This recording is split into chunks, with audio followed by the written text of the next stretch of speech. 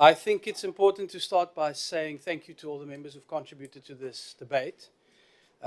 This is going to be one of the critical areas we need to work on in this administration, and I'm very grateful to see how many of you are animated and engaged in the very real issues that this department faces. I don't think anyone is under any illusion.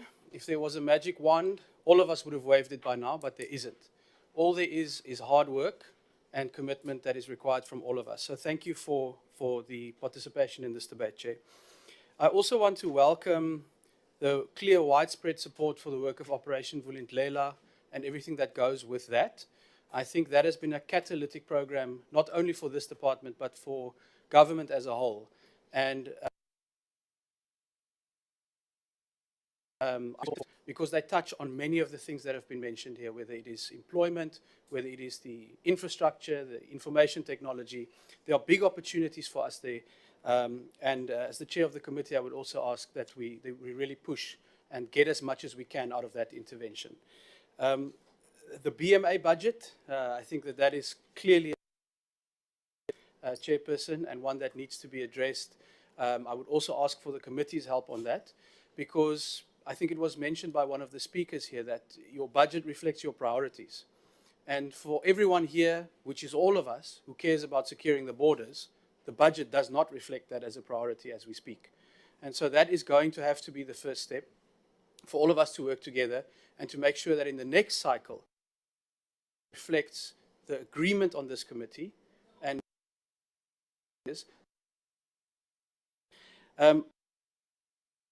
elections, I think, is one that's come up, Commissioner. I think it's an important one that we will all be looking forward to. And then we have that runway into the next election to make sure that we can address challenges and issues that emerged out of that. But that one is pending and on the way, as I understand it, Chair. I want to raise an additional point that was made on the asylum seekers and refugees, I think, by the member from MK. There's also a global responsibility on this. And migration is an international phenomenon, and it has international consequences if South Africa loses control over our migration management. And therefore, I think there's also an opportunity for us to be honest about the budget constraints we face, but to actually use that to go to the international community and say, we know there are many crises in the world, in the Middle East, in Eastern Europe, but you cannot forget about South Africa. You cannot leave behind the migration issues that specifically South Africa is dealing with. Because I can tell you now that if South Africa fails to manage this issue, then the problem will extend and go into other parts of the world. So it is in the interest of the global community to also come to the party to help us get the capacity we need to process that massive backlog that one report estimated will take something like 60 years to process. I mean, that's where we need support. If you want to help South Africa, I say to the global community, this is the place where you begin. It's helping us with migration, and that's a message that, Chair, I will be carrying as well. I'm a bit confused by some of the points raised by the honourable member from the EFF, who said that, who spoke about hypocrisy on border issues. But I found a quote here from 2019 from the leader of the EFF, where he said to Radio 702, and I quote, "Those things of borders, we will not have them." Now, I must say, Chair, I don't agree with the EFF whatsoever. We must have borders. We must secure them. And if there is hypocrisy, you will find it on that side of the House. Chair, I must add also the issue of the party funding. Order, honourable members. Order.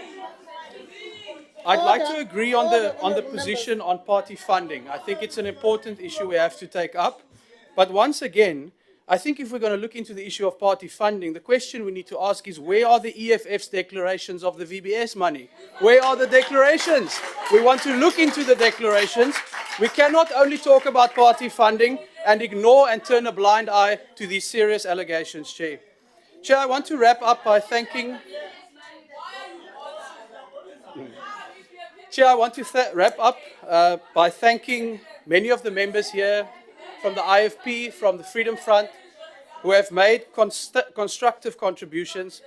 around issues like interministerial cooperation. If we want to deal with employers who break the law, we need the Minister of Employment to help us with that. If we want to deal with infrastructure, we need Public Works to help us with that. So also for the committee, a plea to help bring people together through the mechanisms you have.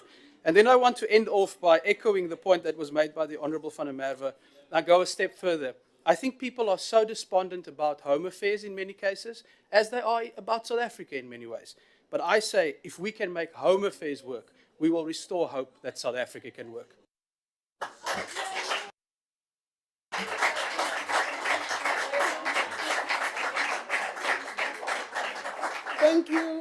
Thank you, honourable members. Thank you.